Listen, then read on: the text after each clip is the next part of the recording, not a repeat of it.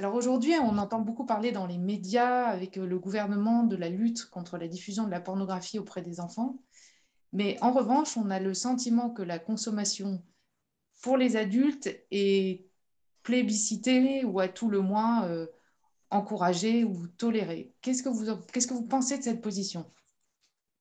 Alors, c'est vrai que je vais commencer sur ce sujet parce que c'est vrai que c'est une vraie problématique dans le sens où je pense qu'on oublie d'une certaine manière que la pornographie, quand on y est confronté, en fait, dans notre quotidien, on a des influences qui vont modeler de l'intérieur notre manière de penser les choses, notre manière de voir la vie, notre manière de penser le couple, la sexualité, etc. Et c'est là justement où en fait l'influence de la pornographie va être parfois de manière très inconsciente, mais très présente dans toute cette vision intérieure et notre perception, notre attitude qu'on va avoir vis-à-vis de la sexualité.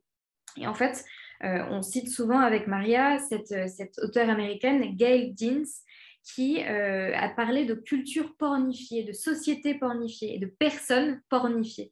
Et vous voyez, quand on explique ça, ça veut dire que avec petit à petit le temps, et à force de consommation de ce genre d'images, on s'habitue d'une certaine manière à ce discours produit dans la pornographie.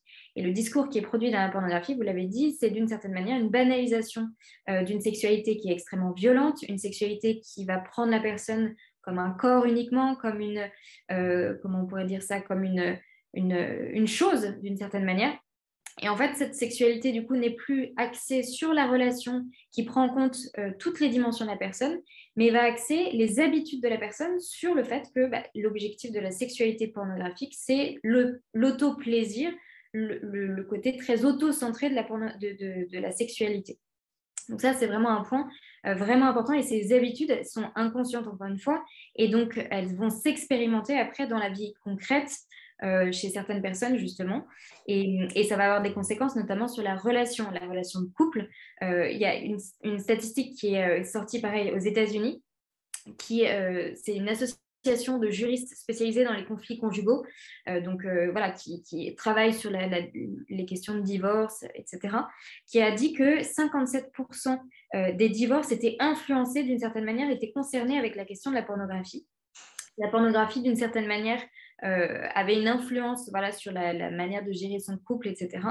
Et sur les divorces, ils ont fait une statistique, c'est que la consommation de pornographie a augmenté de 300% le risque de divorcer à cause de la consommation de pornographie d'un ou des deux conjoints. Voilà. Donc ça, et c'est un peu dur de dire ça, il faut vraiment se rendre compte, je le dis avec beaucoup de pincettes parce que c'est des sujets douloureux, mais c'est vrai qu'il faut se rendre compte voilà, de l'influence que ça peut avoir et du besoin de parler de ce genre de sujet pour se rendre compte des conséquences. Et voilà en tout cas le petit point que je voulais mettre en avant sur ce sujet parce que vous allez voir avec Maria aussi la question de la fidélité, de la qualité de la relation, va être abîmée d'un point de vue biologique aussi en lien avec la consommation de pornographie. C'est-à-dire il faut savoir que la pornographie, c'est le produit de consommation par excellence. C'est-à-dire qu'elle est gratuite. On peut accéder de manière totalement gratuite sans payer un sou. Elle est anonyme. On peut consommer sans se dévoiler. Et elle est accessible partout et à tout moment. Si on pense à n'importe quel autre produit de consommation, il faut dépenser, il faut se déplacer, il faut se dévoiler pour l'avoir, même pour les drogues. Alors que la pornographie, on peut en consommer de manière illimitée, gratuitement et partout et à tout moment. Donc, le fait que ce soit un produit de consommation aussi accessible le rend particulièrement addictogène, évidemment, et aussi parce que la pornographie, la consommation même, a un impact dans le cerveau humain. Les études des neurosciences montrent en ce moment qu'un cerveau humain va réagir de la même manière, par exemple, aux drogues dures comme la cocaïne, qu'à la pornographie.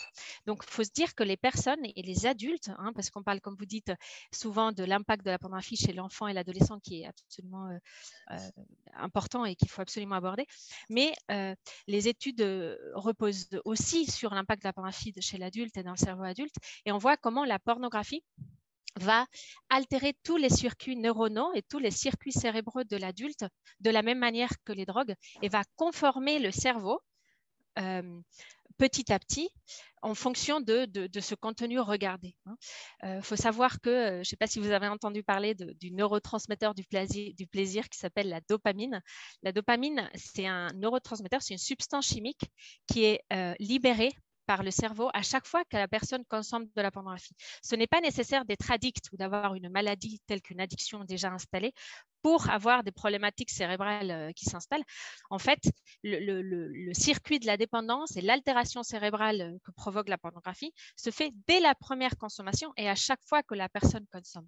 Comme la pornographie est très accessible, les cerveaux des personnes, comme disait Anne Sixteen, cette culture pornifiée, les cerveaux des personnes se construisent et régulent la question du plaisir, la question de l'attirance, la question du désir, la question du lien à l'autre, le vécu propre de la sexualité, en fonction de cette influence que la pornographie a et dans le cerveau et donc dans les représentations sexuelles qu'elle provoque chez les personnes.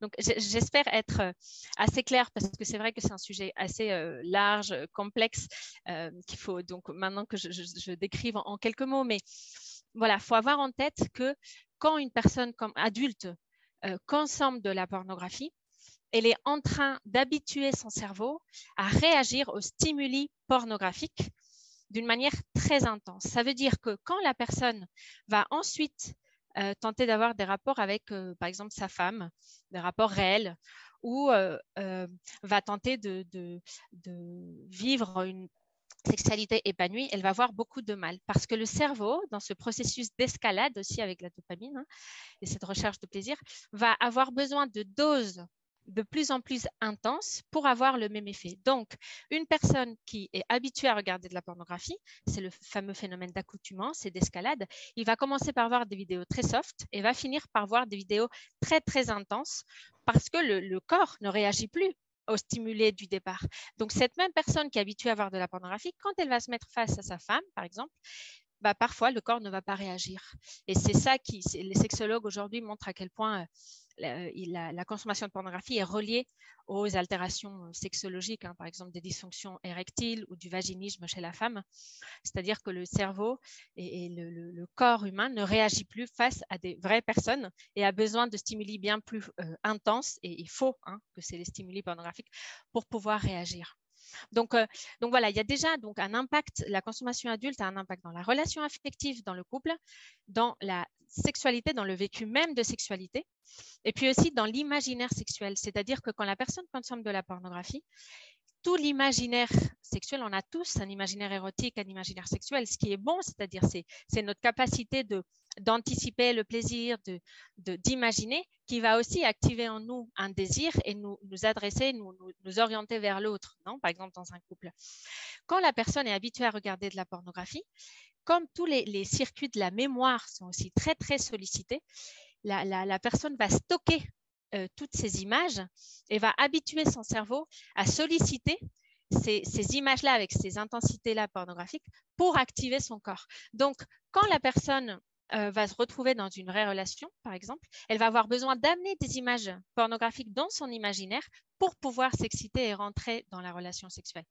Donc, du coup, cet envahissement de l'imaginaire aussi érotique de la personne par les images pornographiques a vraiment des dangers énormes, sachant que 90% des vidéos pornographiques ont de la violence, sachant que la pornographie associe violence et plaisir, vous pouvez imaginer l'impact que ça peut avoir dans la relation affective et sexuelle.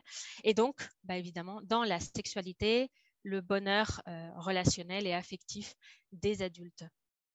Je vais rajouter une petite chose qui est importante, justement, qui fait le lien justement entre ce côté sexuel très blessé à travers la consommation de pornographie et l'impact que ça va avoir sur la relation. Je vous parlais justement de l'impact sur le divorce, parce que c'est une notion très tangible, en fait, sur laquelle il y a beaucoup de statistiques.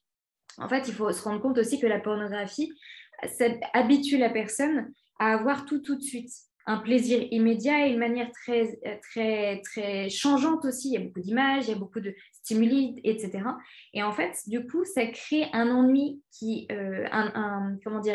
une attirance pour la nouveauté, et qui fait que dans la réalité, la personne s'ennuie beaucoup plus vite, va avoir un intérêt très vite émoussé parce que, justement, l'habitude d'avoir tout le temps de la nouveauté transforme l'imaginaire et fait en sorte que oui, la réalité, c'est un peu plus compliqué simplement que ce que la vidéo va pouvoir provoquer. Vous voyez ce que je veux dire? Et donc ça, c'est important aussi de le garder en tête, c'est que l'ennui devient presque beaucoup plus prégnant dans la sexualité et vient presque un peu aussi...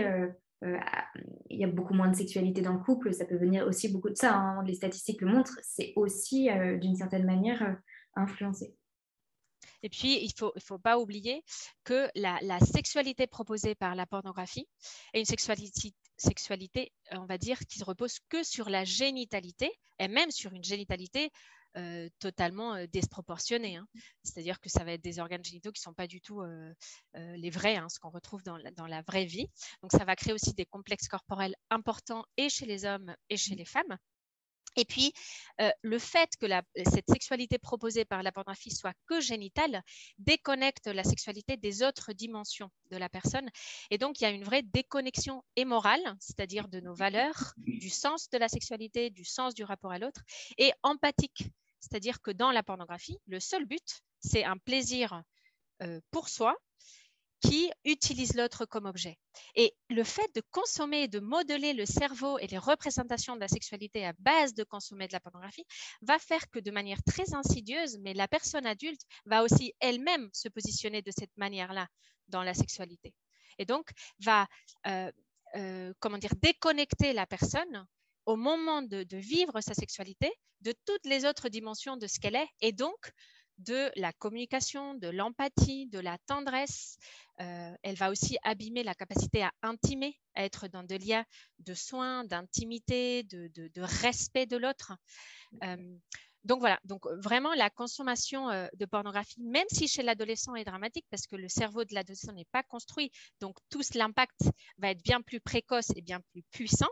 Chez l'adulte, les mécanismes sont démontrés, c'est exactement les mêmes. Et plus l'adulte va consommer, et plus tous ces mécanismes vont se mettre en place et sa capacité et de vivre en relation sexuelle épanouissante et de vivre en relation affective saine va être altérée.